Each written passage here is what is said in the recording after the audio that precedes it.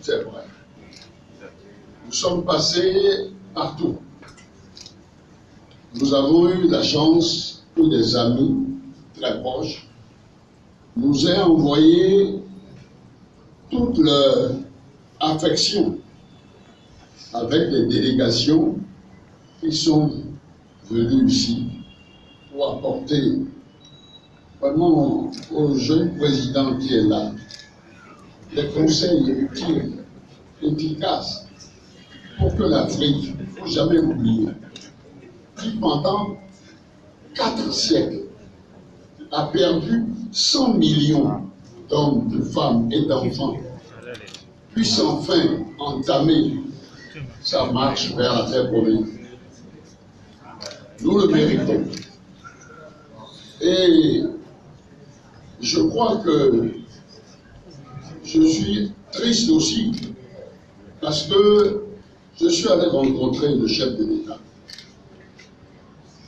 Et je lui ai demandé, parce que ça s'est jamais vu nulle part, une élection soi-disant démocratique où l'opposition est exclue. Vous n'avez jamais entendu ça nulle part. Si vous n'avez pas de compétiteur, vous avez beau être mauvais, vous serez réélu. Est-ce que c'est quelqu'un qui a toute sa raison, qui peut tenir des propos de ce genre-là, en dehors de Adolf Hitler? Qui peut tenir un langage de ce genre? C'est surprenant. Et tout le monde me téléphonait du monde entier pour me demander si c'est bien le berceau de la conférence nationale souveraine qui est le théâtre de ces propos-là. J'ai essayé de faire comprendre à ce jeune petit frère, qui peut être mon fils, de lui faire comprendre que là, véritablement, le diable s'était emparé de lui. Et qu'il fallait qu'il retrouve la raison. C'est pas parce qu'on n'a pas eu de chance dans ses études que tout est perdu. Non. Bon, et le fait également que la nature ne lui ait pas donné une taille au-dessus de la moyenne, bon, ça non plus, c'est pas grave. Souvent, on dit que on a le complexe de Napoléon, mais Napoléon avait du génie. Alors, quand on a tout dit, et que la personne persiste dans l'erreur, à ce moment-là, il faut donner la parole au souverain, qu'est le peuple. Et là, je suis fier de mon peuple. Ce peuple a infligé à Talon un démenti cinglant, impitoyable. Et là, ça prouve une fois de plus la qualité de notre peuple. Alors c'est pour ça que je suis à la fois heureux et je voudrais que le président de la République comprenne que s'il ne veut pas écourter son mandat, il serait absolument indispensable qu'on ait des élections dans notre pays.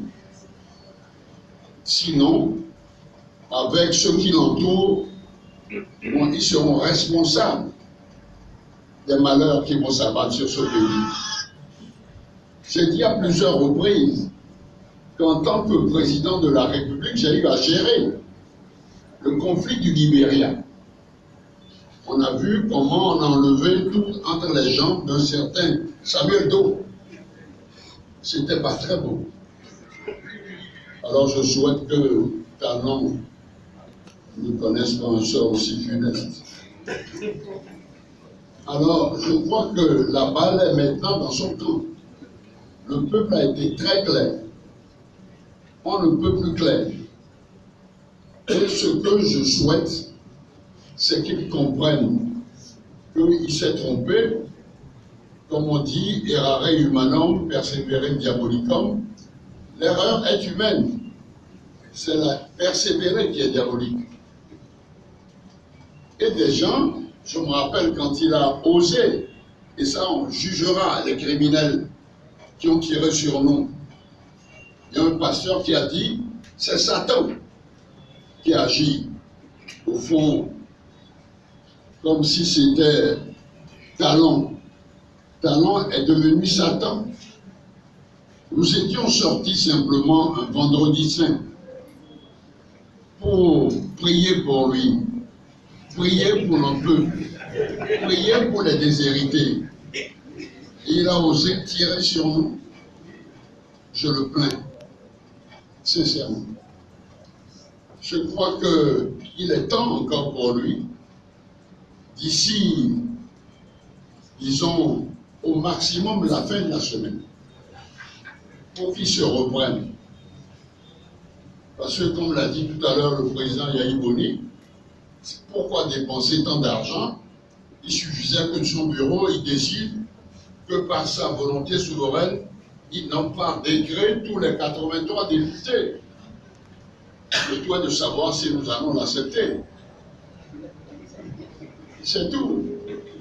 Non, moi je crois que